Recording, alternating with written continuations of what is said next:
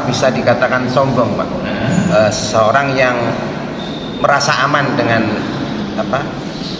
imannya, dengan tauhidnya.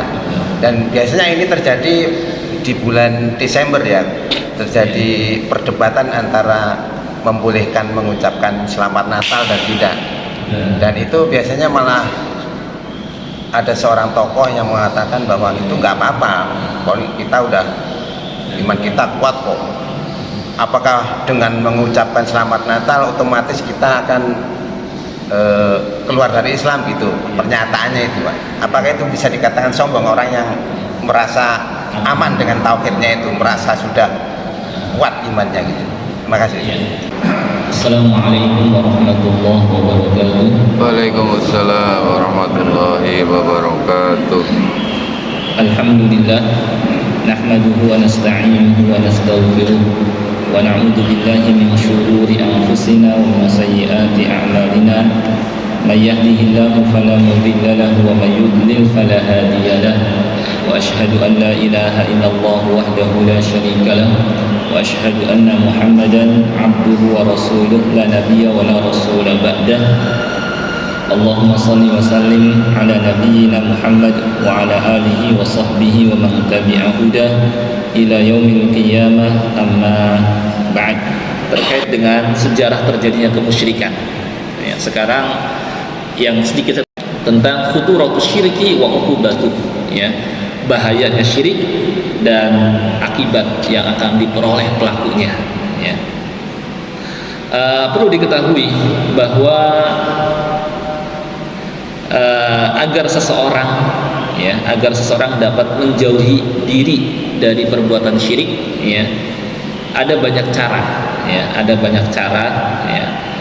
Yang pertama, dia harus mengetahui syirik itu, baik yang besar maupun yang kecil ya, karena di antara penyebab orang jatuh kepada kemusyrikan adalah karena dia tidak mengetahui ya bahwa perbuatan itu syirik sehingga jatuh ya, seperti orang-orang yang membuat sesaji, seperti orang yang bersumpah atas nama selain Allah, seperti orang yang menyandarkan ya nikmat kepada selain Allah, turunnya hujan kepada bintang ini bintang itu, seperti orang yang memakai jimat, seperti orang yang malak berkah ke kuburan. Itu semua karena mereka tidak mengetahui ya syirik ya, sehingga jatuh. Maka seorang harus mengetahui mana yang termasuk syirik akbar, syirik asghar ya, karena dan dia pun harus supaya terdorong, termotivasi, harus mengetahui keutamaan menjauhi diri dari syirik. Keutamaannya secara umum, man haqqaqa tauhid, kata ulama, barang siapa yang betul-betul mewujudkan tauhid ya, man haqqaqa tauhid dakhalal jannah bila hisab wala adab, dia bakal masuk ke dalam surga tanpa hisab dan tanpa azab. Tanpa hisab, tanpa banyak proses pengadilan, diadili, diperiksa, nggak banyak prosesnya, wala azab, dan tanpa mampir ke neraka. Dan kita semua tentu ingin masuk surga dengan mudah, tanpa banyak proses dan tanpa mampir ke neraka ya, karena kalau sudah mampir ke neraka itu dicuci, iya kalau dicuci dengan air, tapi dicuci dengan api ya sampai bersih ya. Maka supaya kita nggak mengalami dua hal tadi, kita betul-betul wujudkan tauhid, memurnikan tauhid, dan itu bisa kita peroleh kalau kita pelajari apa saja yang dapat merusak tauhid sehingga kita dapat menjauhinya berupa syirik akbar, dan apa saja yang dapat mengurangi kesempurnaan tauhid berupa syirik asghar sehingga kita dapat menjauhinya, sehingga kita dapat memurnikan tauhid semurni-murninya ya. Kemudian berdoa kepada Allah Subhanahu wa taala ya. Di antara doa yang diajarkan oleh Nabi sallallahu alaihi wasallam, Allahumma inni a'udzu bika an usyrika bika wa ana a'lam wa astaghfiruka lima la a'lam.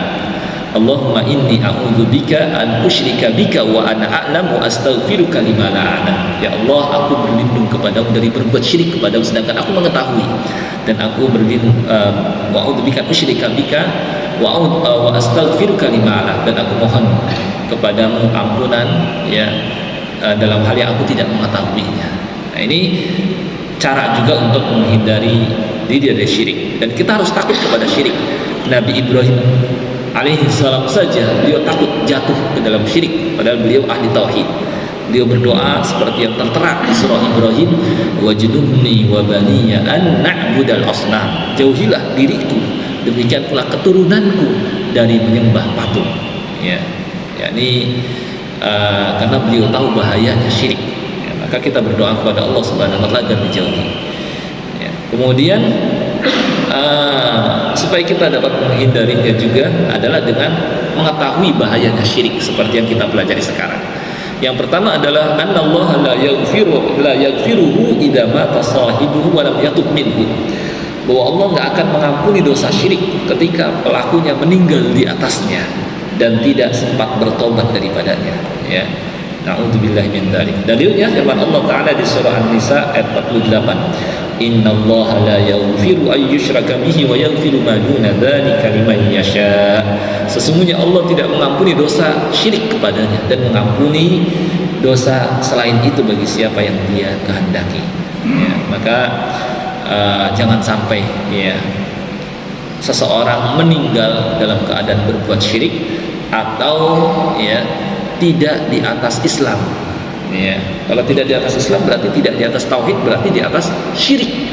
Karena kalau udah di atas syirik, nggak akan Allah Subhanahu wa taala bersihkan, nggak akan Allah Subhanahu wa taala ampuni, sehingga tempatnya adalah ya neraka, di neraka selama-lamanya. Ya. Dan ini bukan hanya pernyataan, maksudnya Allah Subhanahu wa taala dan Nabi Muhammad sallallahu alaihi wasallam, bahkan nabi-nabi terdahulu sampai nabinya orang-orang Nasrani pun menyatakan hal yang sama. Nabi Isa mengatakan innahu may yusyrik billah, kata Nabi Isa, sesungguhnya barang siapa yang menyekutukan sesuatu dengan Allah, faqad harramallahu alaihi jannah, Allah haramkan masuk surga, wa ma'wahun nar, tempatnya di neraka, wa ma lidh-dhalimina min ansar, dan orang-orang zalim musyrik itu tidak akan mendapatkan penolong pun. Nabi Isa alaihissalam sangat anti terhadap syirik, ya, dan keras terhadapnya kalau mereka mengetahui. Kalau orang-orang Nasrani tahu Nabi Isa alaihissalam itu anti sama syirik, ya, dan kalau beliau hidup, maksudnya kalau sekarang kan diangkat ke atas langit, beliau turun nanti akan menyuruh kepada tauhid, dan kalau tahu umatnya menyembah dirinya, beliau akan marah besar kepada mereka, nggak akan senang dengan mereka, ya, karena beliau sangat anti terhadap syirik. Beliau sering sekali mengatakan innallaha rabbi wa rabbukum fa'budu hadza siratun mustaqim, sesungguhnya Allah adalah Tuhanku dan Tuhan kalian, sembahlah Dia saja, inilah jalan yang lurus, kata Nabi Isa alaihissalam, kata Yesus seperti itu. Cuma mereka cuma ngaku-ngaku mengikuti Nabi Isa, padahal Nabi Isa berlepas diri dari mereka, gitu ya. Kemudian juga bahayanya syirik, sahibuhu kharij min millatil Islam, ya, pelakunya ya keluar dari Islam, ya, pelakunya keluar dari Islam. Syirik akbar ini ya, syirik besar. Kalau syirik kecil tidak mengeluarkan dari Islam, dia tetap muslim. Orang yang riya tetap muslim, cuma ya terancam, ya, gitu. Nah ini syirik besar, nyembah kepada selain Allah, berdoa kepada selain Allah. Maka nanti insya Allah pada kesempatan yang insya Allah mungkin akan datang, kita akan mempelajari nawaqidul Islam, pembatal-pembatal keislaman yang dapat mengakibatkan keislaman kita jadi batal, ya, itu kita pelajari supaya kita dapat menjaga diri daripadanya, gitu ya. Di antara syirik akbar ini. Kemudian juga bahayanya adalah bahwa Allah Subhanahu wa taala tidak menerima amal orang musyrik, ya, dan amalnya menjadi debu-debu yang berhamburan. Kata Allah Subhanahu wa taala, "Wa laqad uhiya ilaika wa ilal ladzina min qablik la in asyrakta la yahbatanna 'amaluka wa la takunanna minal khasirin." Sungguh telah diwahyukan kepada engkau wahai Muhammad sallallahu alaihi wasallam dan kepada nabi-nabi sebelummu, Nabi Isa, Nabi Musa, dan nabi-nabi sebelumnya, Nabi Ibrahim, Nabi Nuh. Mereka telah mendapatkan wahyu. Kalau kau berbuat syirik akan hapus amalmu dan kau termasuk orang-orang yang rugi. Allah juga berfirman, wa qadimna ila ma 'amilu min 'amal faj'alnahu haba'an manthura, dan kami hadapi amal yang mereka kerjakan lalu kami jadikan amal yang mereka kerjakan itu seperti debu-debu yang berhamburan. Dan yang terakhir, orang yang berbuat syirik ya itu ya haram masuk surga ya, dan ditempatkan di neraka, waliyadzubillah. Ini perkataan dalam Al-Quran yang Allah Subhanahu wa Ta'ala sebutkan pernyataan Nabi Isa alaihissalam. Nabi Isa dalam Al-Quran disebutkan, laqad kafara alladziina qalu innallaha huwal masih ibnu Maryam.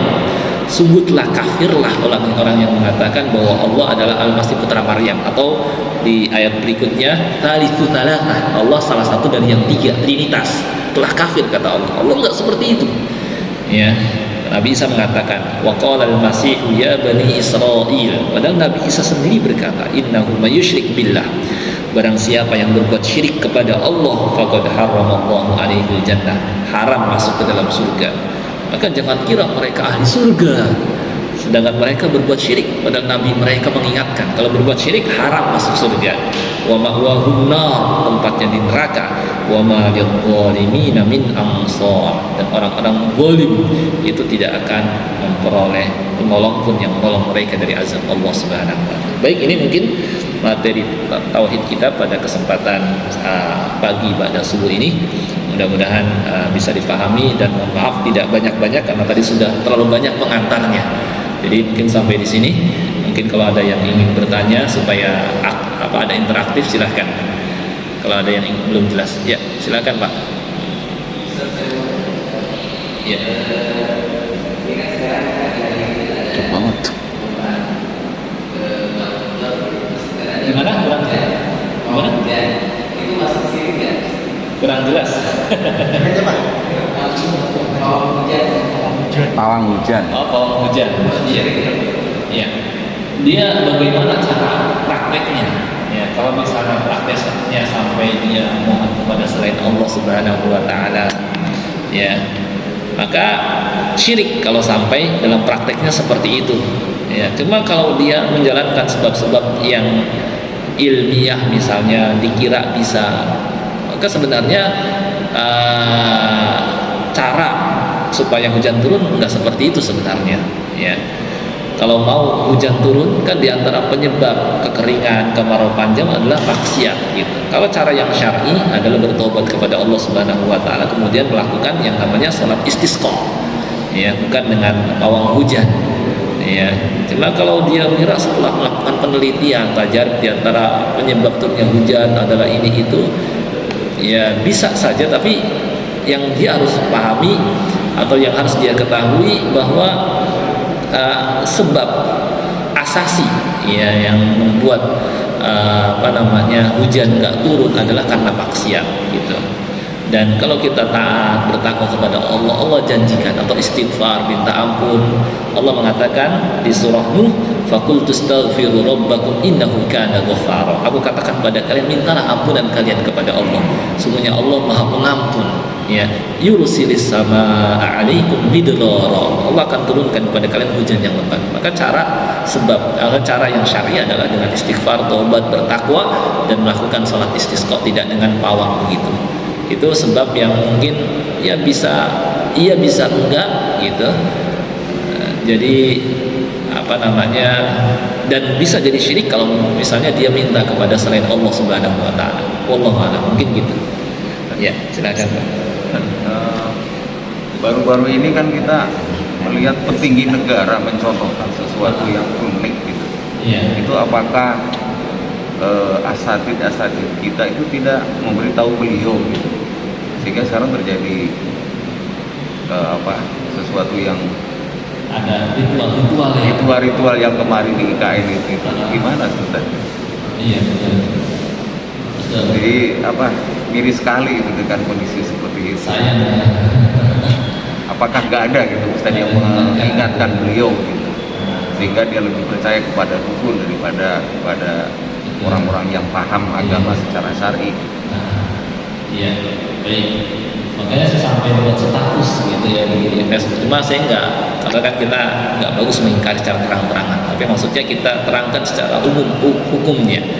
bahwa gimana suatu negeri akan mendapatkan keberkahan, makmur, penduduknya sejahtera, mendapatkan menjadi negeri yang baldatun thayyibatun wa rabbun ghafur, kalau mengawali ya sesuatu dengan berbuat syirik dulu, melakukan ritual-ritual, mempercayakan kepada para dukun ya, dan ya tidak mengawali dengan tauhid, dengan nama Allah, kembali kepada Allah, tidak bermusyawarah dengan para ulama, gimana akan berkah gitu ya. Itu secara umum seperti itu. Nah, maka di sini ya ada kewajiban bagi orang yang dekat dengannya, dari kalangan ulama ke asatidzah yang punya channel atau punya hubungan ke sana, harus mengingatkan, jangan ini menjadikan negeri kita ini jadi nggak berkah, jangan sampai diam. Jangan sampai diam. Kalau ada yang punya hubungan, ya kenal atau punya bisa mengingatkan, wajib mengingatkan. Nggak boleh dia diam, gitu. Jadi yang membuat negeri nggak berkah yaitu mengawali sesuatu dengan semacam ini, ritual kemusyrikan. Maka kedepannya akan rusak, nggak mendapatkan keberkahan dari Allah Subhanahu Wa Taala. Mungkin itu harus adanya orang yang mengingatkan, gitu. Cuma yang punya hubungan, kitanya gimana mau punya ini gitu. Itu mungkin, jadi jelas itu mungkar, tinggal harus ada yang mengingatkan dengan cara yang baik tentunya. Saya kira gitu, wallahu a'lam. Ada lagi mungkin? Ya, yang ada dulu ya. Tanya mengenai isu yang sekarang ada di media, pernikahan beda agama, Ustaz. Iya. Paginya dia akad dengan Islam, dia sorenya Akad di gereja misalnya. Padahal sedangkan sekarang dia masih menjalani agamanya terus. iya. Dan dia Yang menikah kita- dalam dia Iya. itu tauhidnya gimana, Ustaz? Iya, betul. Baik. Tentang pernikahan dengan non muslim ya. Kalau ya lakinya non muslim ya, meskipun ahlul kitab, sedangkan wanitanya muslimah, nggak sah. Kalau nggak sah, maka ya hubungan yang terjadi antar keduanya zina, gitu, nggak sah dan nggak dianggap nikah. Ya, bersamaan terus jatuh ke dalam dosa dan harus dipisahkan oleh pengadilan. Nggak boleh malah memberikan izin, membolehkan, nggak boleh, dosa dia, begitu, nggak sah pernikahannya. Yang demikian pula kalau misalnya perempuannya wanita musyrikah, lakinya muslim juga nggak sah.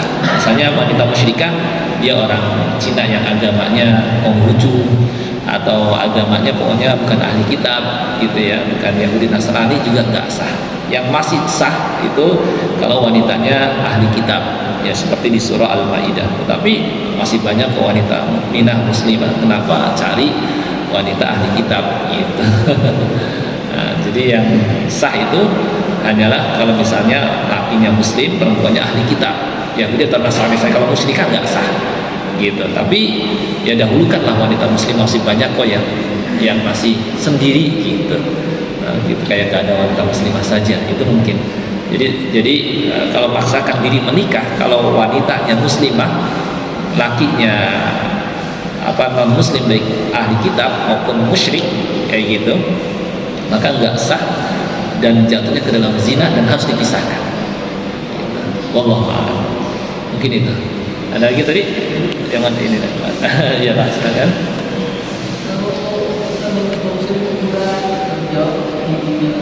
Gimana Pak?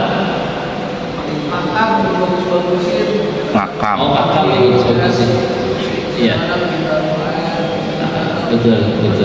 Kasih bunga-bunga. Iya, betul. Iya. Nabi Shallallahu Alaihi Wasallam melarang. Nah, Rasulullah SAW antujassasul kubur itu bagus-bagusin. Jis itu asalnya adalah dengan mengapuri, warnai, kemudian juga membangun bangunan, membangun bangunan di atasnya. Ya. Kemudian juga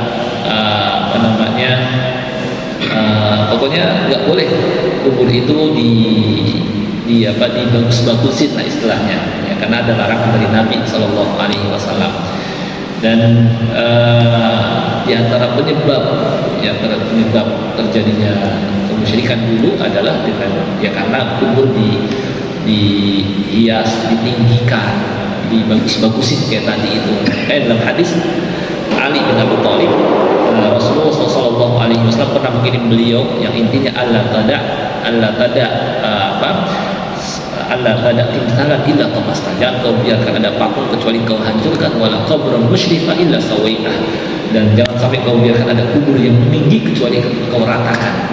Ini menunjukkan nggak boleh ditinggikan, nggak boleh dibagus-bagusin, nggak boleh dibuat bangunan di atasnya, hukumnya semua itu haram gitu. Nah, jadi biasa aja kubur ya, nggak boleh dibuat seperti tadi ya, dan masuknya ke dalam sarana kepada kemusyrikan, belum sebagai syirik tapi hukumnya haram juga, karena faidahnya an-nahyu an syai' nahyun an wasailihi, larangan terhadap sesuatu dilarang pula segala yang mengantarkan ke arah sana ya. Mungkin terakhir Pak, silakan. Gimana? Oh ya, di tabung di bunga nggak ada dalilnya, nggak ada dalilnya. Jadi nggak perlu. Yang sunnah ketika kita berkumpul adalah kita mengucapkan salam, kita mendoakan mereka. Ya, assalamualaikum warahmatullahi wabarakatuh.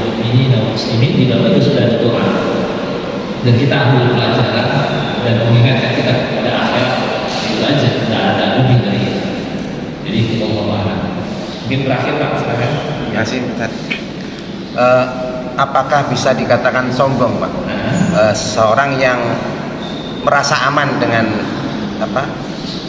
imannya, ya, dengan tauhidnya, dan biasanya ini terjadi di bulan Desember ya, terjadi perdebatan antara membolehkan mengucapkan selamat Natal dan tidak, dan itu biasanya malah ada seorang tokoh yang mengatakan bahwa itu nggak apa-apa, kalau kita udah iman kita kuat kok. Apakah dengan mengucapkan selamat Natal otomatis kita akan keluar dari Islam gitu, pernyataannya itu Pak? Apakah itu bisa dikatakan sombong, orang yang merasa aman dengan tauhidnya itu, merasa sudah kuat imannya gitu? Terima kasih. Ya, baik. Pertama, sikap dia merasa aman bahwa tauhidnya akan terjaga ini telah menyelisihi keadaan para nabi dan para rasul. Para nabi para rasul yang imannya sempurna paling tinggi saja merasa takut. Nabi SAW sampai mengatakan, inna akhwafa ma akhafu alaikum syirkal asghar, sesungguhnya yang paling aku takuti menimpa kalian adalah syirik kecil. Qaulu ya Rasulullah ma syirkul asghar, Rasul mengatakan, wahai Rasulullah, apa syirik kecil? Arya. Kemudian Nabi Ibrahim sampai berdoa, wajnubni wa baniya an na'budal asnam, jauhilah diriku demikian pula keturunanku dari sampai berbuat syirik. Demikian pula ada doa yang tadi saya sampaikan, menunjukkan mereka semua sangat takut. Dan kata Umar atau kata Hudzaifah gitu ya, bahwa para sahabat dan bahkan ada tabi'in yang Sa'id bin Musayyib kalau tidak salah, saya menemui 30 lebih dari para sahabat, dan semua mereka takut kalau nifak menimpa dirinya, kemusyrikan menimpa dirinya, dan tidak ada yang merasa aman daripada nifak, daripada syirik kecuali orang mukmin. Kalau orang-orang yang kurang imannya, maka dia merasa istilahnya aman dari jatuh ke dalam dosa, apalagi dosanya dosa sangat besar. Maka kalau orang mukmin ya, itu dosa kecil saja itu dia seakan-akan berada di bawah bukit, yang seakan-akan bukit itu akan runtuh menimpanya. Tapi orang munafik, maka dia nganggap remeh, nganggap dosa itu seakan-akan ada lalat yang menempel di hidungnya dan dia tepis, saking nganggap ringan, dan tidak ada yang merasa nggak takut dengan kemunafikan dan dosa-dosa kecuali orang yang terkena sifat munafik. Nasallallahu salam wal afiyah. Jadi nggak benar sikap merasa aman, bertentangan dengan keadaan Nabi SAW dan para sahabat radhiyallahu anhum. Dan terakhir, sebagai penutup, mengucapkan selamat Natal sama saja ya membenarkan dan memberikan dukungan kepada sikap mereka, keyakinan mereka, perbuatan mereka. Misalnya Tuhan punya anak, Tuhan terlahir, ya, dan kemungkaran-kemungkaran yang mereka lakukan pada hari itu. Ketika seorang mengucapkan selamat, sama seperti seorang ketika ada orang berbuat maksiat, ya kita ucapkan selamat.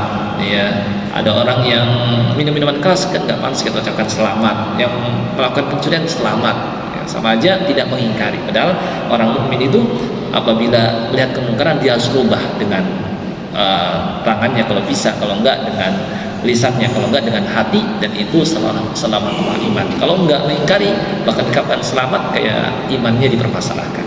Mungkin itu wallahu alam yang bisa kita pelajari karena waktu sudah semakin siang. Yang benar datang dari Allah Subhanahu wa taala, yang keliru dari saya sendiri saya minta kepada Allah dan mohon maaf. Kita tutup dengan doa kafaratul majlis. Subhanakallahumma bihamdika asyhadu an la ilaha illa anta astaghfiruka wa atubu ilaik. Assalamualaikum warahmatullahi wabarakatuh. Waalaikumsalam.